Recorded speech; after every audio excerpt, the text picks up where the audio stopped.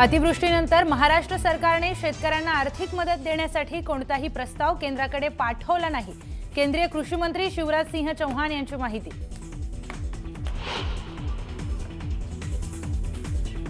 नेत्यांना काय वाटतं यापेक्षा कायदा महत्त्वाचा।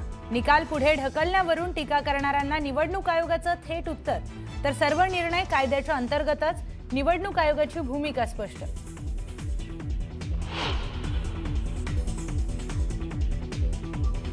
मुंबई पालिका निवडणुकींसाठी भाजपमध्ये इच्छुकांची गर्दी। 6 लोकसभा क्षेत्रात जवळपास 1800 इच्छुक, तर गेल्या 15 दिवसांमध्ये 1800हून अधिक मुलाखती झाल्याची माहिती समोर।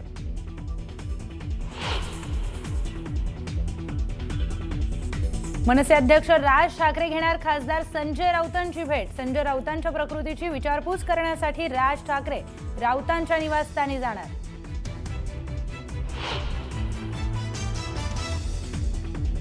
आमच्याविषयी धूळफेक केली, आता मात्र लाचारीची वेळ आली आहे। उद्धव ठाकरेंची एकनाथ शिंदेंवर घणाघाती टीका।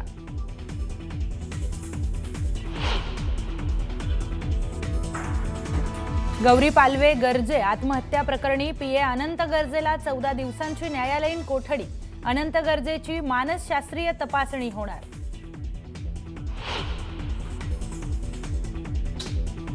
पीएमओ होणार सेवा तीर्थ, तर राजभवन आता लोकभवन म्हणून ओळखलं जाणार। मोदी सरकारकडून शासनातील कर्तव्य, पारदर्शकता आणि लोकसेवेच्या भावनेला अधोरेखित करण्यासाठी निर्णय।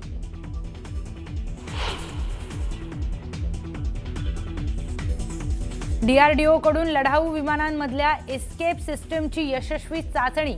हवाई दलासाठी अत्याधुनिक क्रू एस्केप प्रणाली।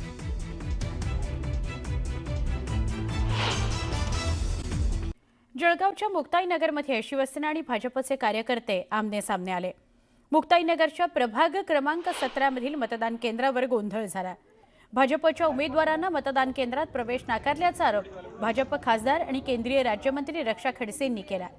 मुक्ताईनगरमध्ये शिवसेना भाजप कार्यकर्त्यांच्या राड्यानंतर शिवसेना कार्यकर्त्यांविरोधात तक्रार करण्याकरता रक्षा खडसे पोलीस स्थानकात गेल्या। रक्षा खडसे यांच्यासोबत पोलीस स्टेशनमध्ये कार्यकर्त्यांचीही मोठी गर्दी होती। आमदार चंद्रकांत पाटील यांच्या विरोधात कार्यकर्त्यांकडून पोलीस स्थानकामध्ये घोषणाबाजी सुरू होती।